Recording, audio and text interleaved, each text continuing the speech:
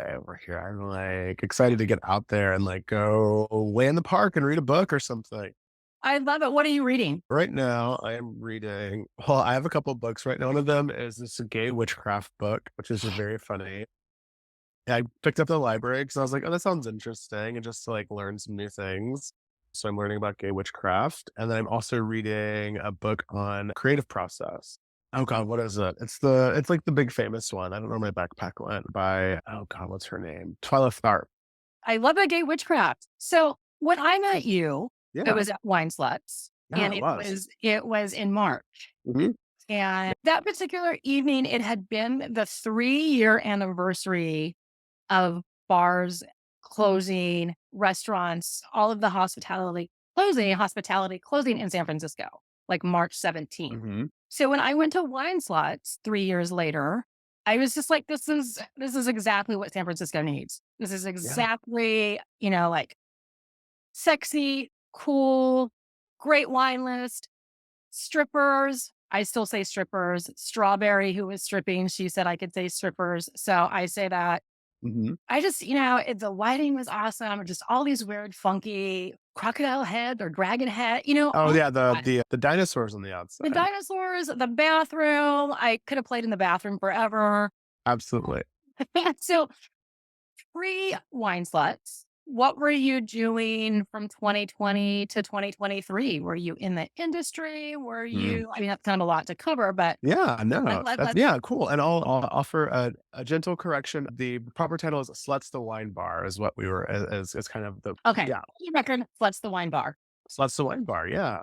Yeah, it's interesting. So I am fairly new to, like, the industry, the hospitality industry, and so I'm coming from, like, maybe a different perspective than, some other folks that you might have talked to or interviewed.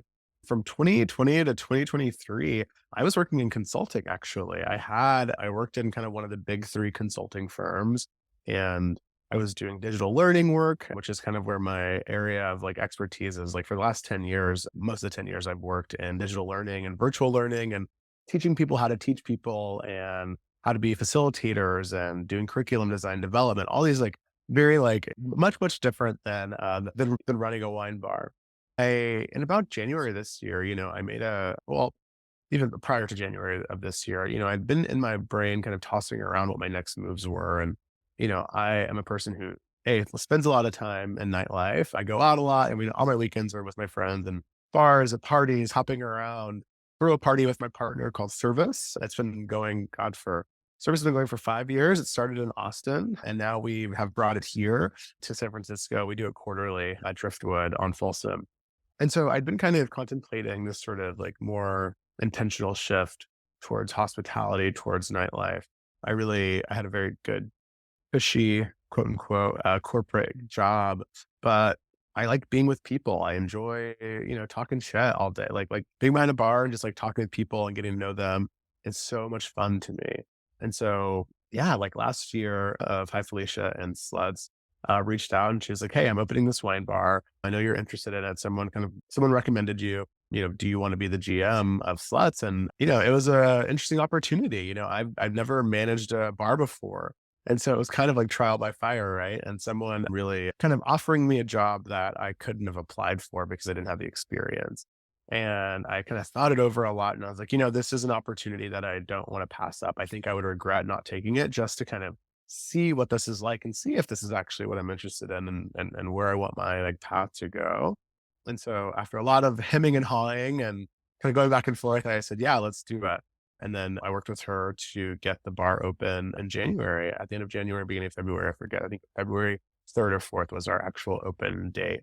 And then we opened the bar and I ran the bar until the end of last month. So walking into a general manager position, do you think you were prepared? I do actually. I think I had all the applicable skills and all of the other stuff kind of, that came with it. I think, what I didn't have and what I gained and what I was learning was the kind of wine knowledge, right? I mean, there's so much to know about wine. From day one, I learned, you can never know everything. There's always another producer, there's always another region, there's always a sub-region, there's always another grape, there's always a variety, there's always something to be learning. And that part was like the part where I was like, I'm a little underprepared for this. but the kind of like mechanics of a business, and I think hiring people, managing the actual property, doing, paying bills, doing accounts, working with produce, like all that stuff, I think I was pretty prepared for. It was using all the skills that I'd gained from like past career and past job. I'm just using them in a different way and kind of recontextualizing them to be like, okay, we're like in a place that is hospitality focused where we have to ensure that our customers are having a good time, that we are on and we know what we're talking about. And we're able to sell this wine, and so I do think I was prepared, and I am like not a person who's ever been like afraid of a challenge. And I love to have my fingers in lots of different pots, and I love to learn and grow and expand. And so, I think anything that I wasn't prepared for, I was prepared to learn. I was prepared to prepared to figure out, it's not, the unknown is not a very scary thing to me. It's a very exciting thing. And so I'm like, and I'm the first to admit that when I don't know what I don't know, I'm like, I don't know that. That's fine. That's fine. Teach me, tell me what it is, and then I'll learn, and then we can kind of grow together and we can figure it out.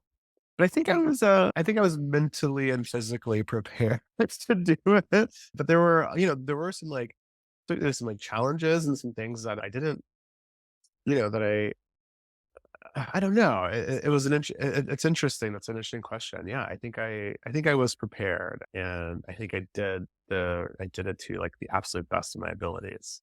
That's perfect, and that's all you really can do. Absolutely. So, coming from my background, because I've bartended in, like, dive bars, I've Yeah. bartended in wine Something like bars, a or a right? bar mini, right?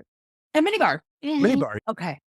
And what I noticed, the big difference was the beer snob versus the wine snob, Yeah. and I would take a wine snob over the beer geek any day. Why is Tell that? me more.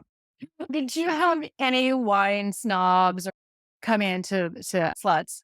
We did. Oh my god, absolutely. Are you kidding? People come in, they're like, and especially there's like a whole world because that's just like a natural wine bar. So there's like these like natty people, who are like really into natural wine, and they're like, oh, how much sulfur does this have in it? And all these things. What's like residual sugar? Asking for like very scientific facts about each bottle of wine.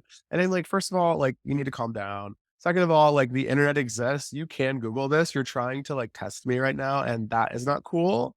Like that's like an energy that I do not vibe with. I don't come into my place of business trying to be an asshole to me. I'm here to like just sell you some wine. Maybe we can taste it together. I will give you a little pour. We can like figure it out and talk about notes and like have fun. And like this can be like a good time, but I don't like, yeah, people coming in and like trying to like, put their dick on the table. Sorry. I don't know if I can say dick on your podcast, You but can I'm like, say anything you want. great. I'm like, people come in, they're trying to put their dick on the table and be like, I know more about this than you. I'm like, great, I'm sure you do, babe. Like, I literally just started doing this, and I'm like, what I do know is this wine makes me feel sexy. And that's a great note about this bottle of wine. I'm like, this makes me feel sexy, makes me want to put on some Sade. I think this is an excellent pairing, and then like that is fun and that is good. And that's how I want to experience wine. We definitely had, folks come in and they'd be like, "Oh, like, is this," you're like, "Do you have any wine from the Jura?" And I'm like, "Yes, I think we do," and I'm like going on the list, like having to read. I'm like, "I think we actually do," and they're like, "Oh, I only want wine from the Jura." And, people ordering a bottle of wine, the worst is people coming in and being like, "Oh, like, I want this very specific bottle of wine." They're going through their tasting things. They get the bottle of wine and they send it back and they're like, "Oh, this is actually way too heavy." And I'm like, "This is a really like expensive bottle of wine. You've poured 2 glasses, both of you took a sip and now you decide that you don't want it after going through all of this." And I'm like, okay, like you actually don't know what you want. You're, you're now you're just like playing games. But yeah, we did have a lot of wine snobs, and luckily, we had a really well educated wine director named D, who really knew their stuff and was able to train our staff, really well. And so, we all got like myself and my bartenders, we all got like a great base of knowledge, and learned, how to kind of speak the language. And when these folks would come in, I mean, again, like I'm not afraid to say what I don't know, and I will level with someone and be like, I don't know what you're talking about. I don't know this. Let's look it up together. Let's learn. You teach me about the sulfur content. Like, tell me what it is. Like, do you want my job? We can flip roles right now. Like, I don't mind. You sell me this bottle of wine. How about that? And like, and I talk to people like that. I mean, I don't care. Like I'm like, we're all this together. Like, you're in my place of business. Like, like honestly, like I have the leg up here. I can tell you to get out if I want to. So it was a lot of that. with the beer geeks. Yeah. But it was almost like a little bit of a heightened level because the craft beer was just exploding kind of, Mm. in the Bay Area. So this is Yeah. like 10 years or so ago. And it was kind of like what you said about, I'm going to see if I can trip you up. And They don't. They want why to do be able you to tell you care? it is from New Yeah. Zealand, it is from San Diego because I know that and you don't. And it's like, okay, wonderful. Love that. Incredible. Iconic. Okay. Thank you so much for that. Next, like, do you want it or do you not want it? There's 3 people behind you. You're wasting my time. Exactly. These people are Did you bananas. find that there's like, I mean, do you find like, because in my head when I think about wine snob, kind of like beer snob, like there is almost this like, whether it's true or not, this undercurrent of there's like a masculine, feminine divide there too, I think. Like, which is what I found is like people who were coming into slots, right? Um, it was always really interesting because we'd have a group of 4 women and 2 guys. All the women would be so into the wine. The guys like, "Oh, I don't really like drink wine. I'm more of like a beer guy, like, oh, if you had some beer, I know about that." And the women are like, "Yes, like I want to try all the wine. It's delicious." And the guys are just they'd be so like standoffish. They'd be like, "Oh, like I think there is like this like wine is like a women's drink. It's this like feminine thing, and I think like we talk about like wine snob, beer snob. I'm wondering if there is this like weird like masculine thing with like beer where it's like this like guys like trying to like, oh, like these hops are no, they talk about it this way. But then like wine is a little bit more like it's like elegant, and like if you're like a wine person, I think your like nose is up a bit, where if you're like a beer person, I don't know what I'm getting at. There's something there. I don't know. I'm gonna percolate on that. What I did notice, spending a lot of time in the beer world, is that most of the brewers were men. Yeah. Most of the bar owner or brewery owners were men. Most of that was pale and male. Not a lot of women brewing at the Pale time. and male. I love pale and male. I've never heard that, but I'm using that. Hey, you take it, run with it. At the time, not a lot of women brewers and not a lot of women in the brewery owners. That has started to change, but definitely not a lot of color for sure. Definitely. Definitely. Yeah. And there's this female centric beer club. It's called Pink Boots Society, and it's all like female brewers and female bar owners. And we had a function, and so it was all female, like maybe 2 dudes, right? And the difference in the crowd was immense. Yeah. The difference of attitude towards the beer, attitudes to the product, attitudes towards us, to the bar. Mhm. The women all said please and thank you. You'd be surprised about how a please and thank you gets you in this world dealing with bartenders because Oh, not many people say it. are you kidding? I'm the nicest person in the world anytime I go out. And it's because like also again, like we are all in this together, like being on having been on both sides of the bar, everyone can have a really good night. It can be so fun for everyone. Mhm. And to your point, it's like when people don't say please and thank you, it is like, like when you're serving, you're like, okay, like asshole, like whatever, like here's your wine. And I'm like, I'm not giving you anything. I'm not giving you any extra like little, I'm not like slipping a little titty. I'm not giving you anything. I'm not trying to like be cute and fun and flirty with you. I'm like, you come up and and I think we both know there's a difference between just being like, hey, I'd like a glass of wine, thank you. I'm gonna keep it pushing. And someone who's like actively kind of like being annoying and being a dick. And it does get you so far. Just a little please and thank you. It's like common courtesy. I'm like, where are your mothers?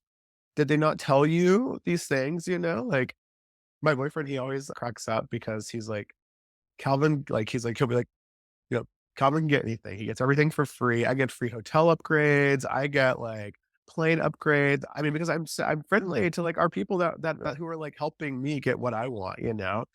And I go and I'm like, "Hey, like, thank you so much for all your assistance. Like, I really appreciate it. You're doing a wonderful job." I'm like, "Oh my god, thank you. Like, here, I've upgraded you to like the corner suite." And I'm like, "Thank you so much. You're an icon. You're an angel. Come to San Francisco. First class is on me." Like it's really like it can all just like be fun and reciprocal. So we're just like generally, if your baseline is being really nice and kind to people.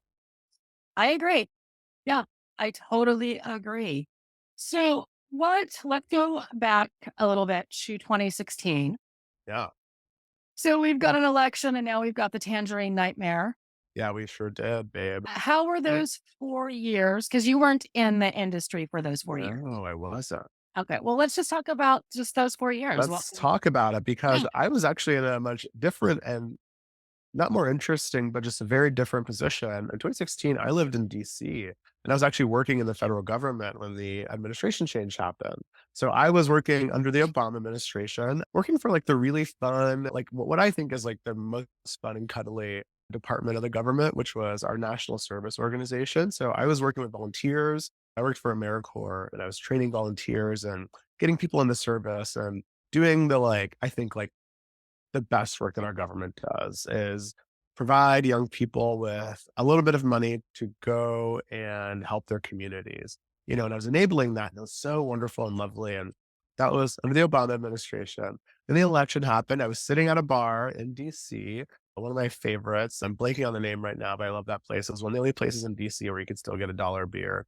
And we were all sitting there watching the election. And I think slowly, I'm in DC with a bunch of people who also work in the federal government. We're all watching, and slowly, the realization of like, maybe this is not going to go the way that we think it is. It was happening, and slowly, people started leaving the bar. You just see like the bar started clearing out one like group by group, little by little. People are like, "I'm just gonna go home." Like I think this is I'm gonna finish this out at home. And so people went home, and the election was called, and I remember the next day, the weirdest day. I was on my way to work in the morning. I was taking the metro in DC, and people were like on the train crying, like crying on the train. And it was this weird, like, I don't know. I can only like truly like and I don't know if this is like a proper or appropriate comparison, but I'm like, it's one of the few times in my life when I felt like every single person around me was going through the exact same thing. It's sort of like a 9/11, it's like this cataclysmic event where you look around, you're like, everyone is experiencing the same thing. Everyone's going through the same thing. And so I'm on the train, people are crying on the train and it's silent. I go into the office, and we had this kind of round table and they gathered everyone up and, people are in this meeting, this conference room crying, our future is so uncertain at this agency, the future of the agency, the future of volunteerism and national service, it was just so uncertain. We had enjoyed, such a lovely, prosperous time under Obama, especially for our agency, who, an administration that believed in national service, that funded it. It was a line item in the budget. It was respected. I worked with the Obamas. I got to like do volunteer service projects with them. It was like really, really awesome, like through my job. And I remember, people were really, really scared and really concerned in the government because we didn't know what was going to happen. And I remember not too long after, there was the inauguration, really, really weird time in DC. And the first budget came out. The first president's budget was released, and our entire agency was zeroed out. The whole agency was zeroed out, no budget, proposal for elimination. And, we all know it's like a very complicated process with budget. Like that doesn't actually mean anything. It's more symbolic. But the symbolism there is that this is not important. National service, volunteerism, not important. And it was just such a huge blow, to everyone and to morale, right? Like, how are we supposed to work here in this agency, that the president and the executive branch is saying isn't important? And then to come and, oh my God, I remember the day when they replaced Obama's portrait with Trump's portrait in the office. And it's like, what a fucking slap in the face, right? To be like we're working in this agency. They have to look at this motherfucker who has zeroed out who's proposing eliminating all of our jobs, sitting there smiling over our like, presiding over the office. Like, I mean, talk about a mind fuck. That was really, really cuckoo. That was a crazy, crazy time. I had no idea that's where you were in 2016 when that went Yeah. on. Oh Yeah, my it was really crazy. And then in 2018, not too long after I got a job here in San Francisco, and so I moved here in 2018. But yeah, it was a hell of a time. And then I had to go through 2 of those budget, like, discussions where, like, one budget was eliminated the next year, same thing, and everyone's like, "What the hell are we doing?" well, the same thing was happening here. There were people just, like, walking down the street crying.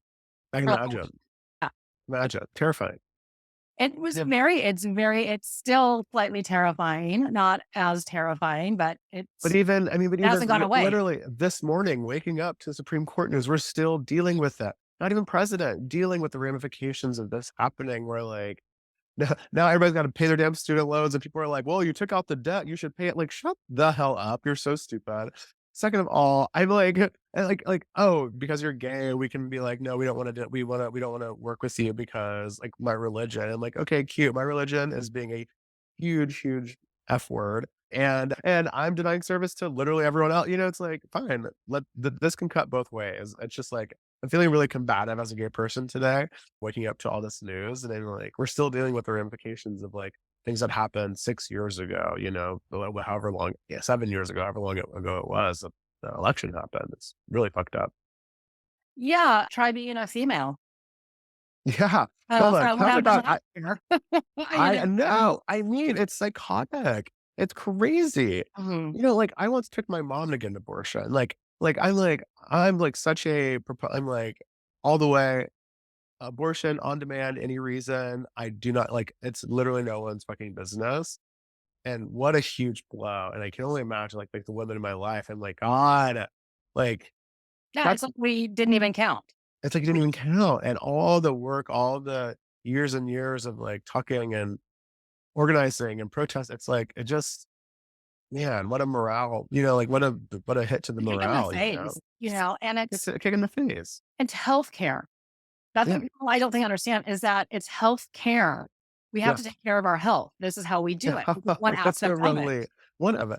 And not even Yeah, physical health. It's like, I mean, it is, if you expand it, we're talking where it's mental health. Like being pregnant is a huge mental toll. It's societal health. The health of our society as a whole depends on this thing.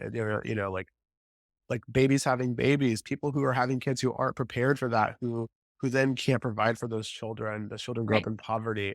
I mean, I'm a child of poverty. My mom was 16 when she had me, and I'm like, her life would have been so much different. My life would have been so much different had she had, had she had the kind of had it been accepted Maturity, for her to support, just maturity, to be able to yeah, make that decision. And it's like these bigger, larger trickle down effects of like, again, like the literal, like the health of our society as a whole, whenever people can choose to have children when they're ready and they can make these decisions and they feel that like they have the onus of their own body, that trickles down into other areas. It's like, oh, I know that I'm trusted to make these decisions. So I'm trusted to make decisions in other aspects of my life. Like it's empowering.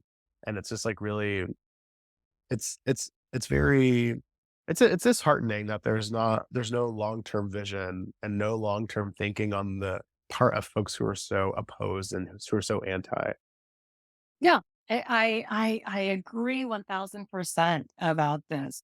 So in your combativeness, which I love it, combative gays, that could be that's your Yeah. gang. That's your new gang. Yeah, yeah, yeah, yeah. Just being a confrontational, combative faggot. Like I'm ready to go. Like I'm ready to like I love smash and it. burn, baby. Let's go. So let's talk a little bit about the Castro. Let's talk about it. Yeah, because I think the Castro a lot of San Francisco fell on some hard times because of the pandemic and people weren't going out and, for all of the many reasons. What do you see going on in the hood?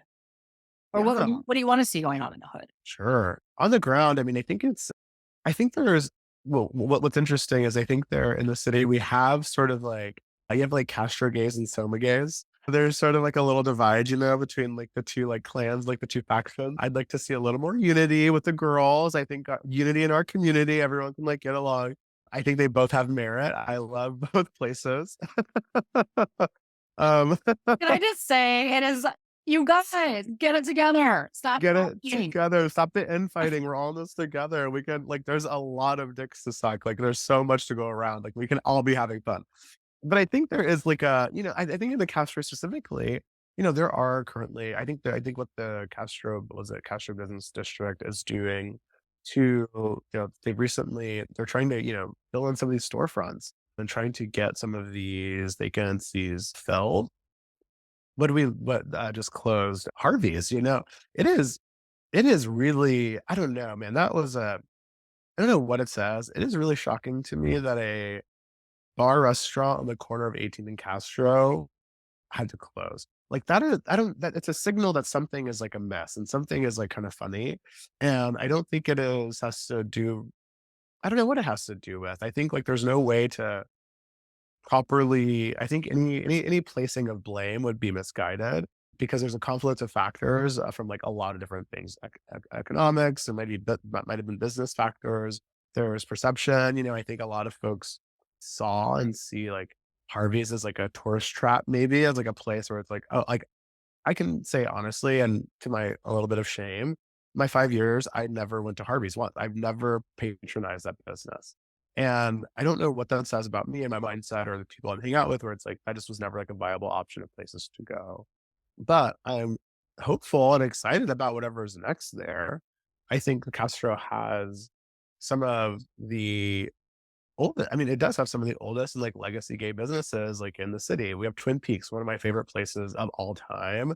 Like, I might go there today, actually. I love Twin Peaks, like, sitting in the little window, watching the whole world go by. I mean, it is just, like, there's nothing better to me than, like, having a group of friends and being lucky enough to get, like, a little table with a booth in the window and just sit there and watch all the boys, and that's when I feel, like, most a part of the community, right? I'm sitting there, friends are walking by, people I've met, old lovers, like, all and just, like, waving through the window. I mean, it feels so good.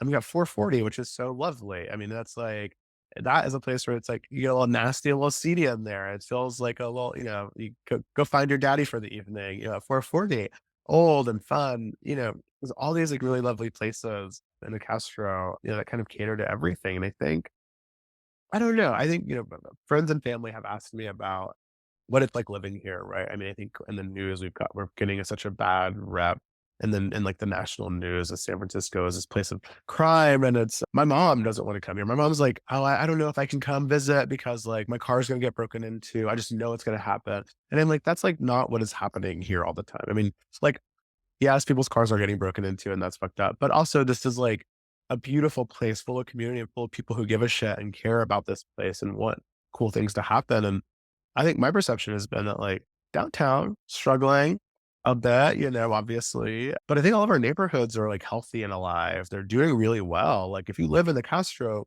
because you can now work from home, because people are working whatever, like even the Castro midday on a Tuesday, it's popping. Like there are people out and about. People are roaming around. They're getting lunch. They're getting coffee. They're going places. And so I don't know. I'm really like hopeful about the future of the Castro. I think, the revitalization of the Castro Theater, I think is net good. I know it's been a big topic. It was a huge battle. I personally was on the side of like, no, we need to renovate this theater. We need to get more diverse programming because it's only going to benefit all the businesses around, all these restaurants that are there. Yeah, I don't know. I mean, I love the Castro. I was there yesterday walking around. I mean, it's lovely. What a like sacred place, honestly, to be able to walk around just like and feel free to hold hands and kiss and do whatever. I mean, it is just to me, it's like the most magical place. Like it is unique and interesting and full of history. And I feel positively about the future of the Castro. I think one place we don't have to worry about is the Castro ultimately. I think like it will pull through and hopefully, we get new businesses in there. And again, with like the revitalization of the Castro Theater, I think we're going to see some really good things there. I've never worked in the Castro, so, that's hard to say from like boots on the ground, but I spent a lot of time there and it's still got its magic. Would you ever want to like open a bar, a business in the Castro? I'd love to. Honestly, I'd love to. I think I'd love to have a bar one day. It's part of the reason that I again took my like left turn into hospitality. My ultimate and end goal is to like have my own place. I remember a few years ago, last call was for sale. And I unfortunately was not in like a position to buy it. But I was like, man, what a perfect opportunity. I love Last Call. That's also one of my favorite bars in all of America. It's the perfect size. It's small, it's cozy. I was there yesterday when we left the park, got some sun in the park, went to Last Call, had a little Negroni happy hour, and like, what a perfect SF evening. But that place was for sale, and I was like, man, that'd be great. That is I a would love it perfect bar. so much. I love it so much. And it was for sale, and I was like, man, that's the place I'd love to own. Um, but yeah, no, I'd love to. Unfortunately, the reality is that it is very expensive to open a bar. I've been doing math. I've been working on it. I've got a licensed broker. I've talked to an architect about like my plans, what I want. I've like scoped out some spaces, but all in, I mean, like 400K, and 200 of that is getting a liquor license. It's so expensive to open a bar, and the barriers there are really, it's, I mean, it's a high bar, especially when you, no pun intended, it's a high bar when you don't have, funders or Half a backers million or dollars in your back when you pocket. don't have $500,000 in your back pocket. And I think I've got the passion, the drive to do it, but money is it's a whole different ball game. And I think the Castro would be a fabulous place to open a new bar, a new restaurant.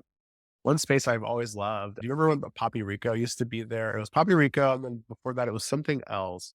Oh god, I forget what it is. It's like a little. It's up past. It's between 18th and 19th. But they had a bathtub on the inside, and it's really fabulous back patio. But then on the inside of That's the bar, they had a shower, and there'd be go-go boys in the shower on the inside. And they're like, how fun! That'd be perfect. No, I'd love to have a place in the Castro. I think that'd be just like fabulous. Uh, oh, sorry, did we cut out? just a little bit. So we're under a minute. Oh, And I want to just take this time to thank you well, for thank you. picking More up time my if we need to, but email and doing this. I love it. One of the reasons I started this podcast is I get to meet new people, and yeah. I totally love it. And yes, I love the voices and getting them out there. And so, like, it's going to cut out pretty soon. So I just want to say thank you again, and we'll be in touch when I finally get this edited. It takes me forever That's because fine, that's all slow. good. I get it, I've done it before, I know it takes time, I'm in no hurry. Well, enjoy the rest of your day, and thank you so Thank much, you. Calvin. You too, thank you so much, I appreciate it, and I'll see you out there, let's grab a drink. Fuck yeah. Hell yeah. All right.